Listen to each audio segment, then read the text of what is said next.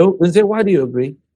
I agree that life is harder if you're poor because we won't be able to get basic necessities like food, shelter, or things like that.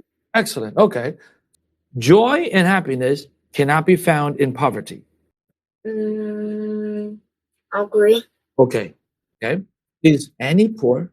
Yeah, she's poor Okay. Why do you think she's poor? because she has no money. You know, I watched the movie Annie with my daughter. And do you know what my daughter said? We were watching it together. And about 40, 50 minutes in, she said, Dad, Annie's not poor. And I said, what are you talking about? And she said, Annie has 6 pairs of shoes. So we actually stopped and went back to the beginning of the movie. And we started counting.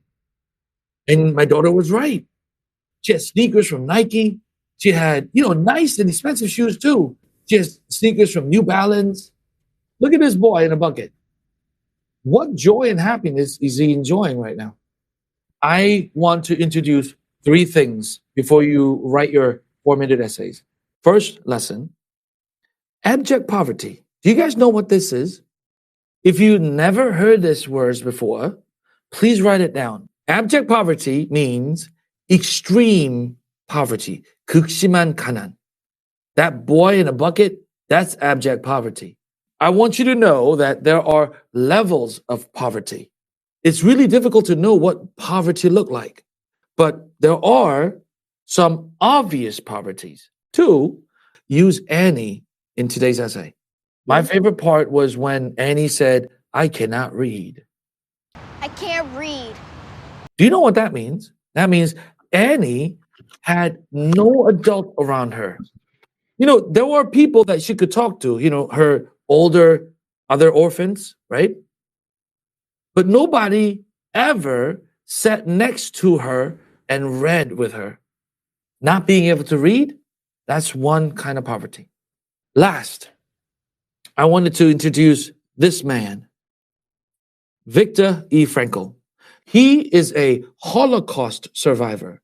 Holocaust survivors are the people who survived Nazi Germany. Because he was a Jew, he was taken to concentration camps, 수용소. And in concentration camps, 90% of people die in first 3 months. They only get 1 meal a day and one very bad meal a day, and they work 16, 17 hours a day. He survived about 6, 8 months, and he wrote in his journal, he realized how to tell who's going to die.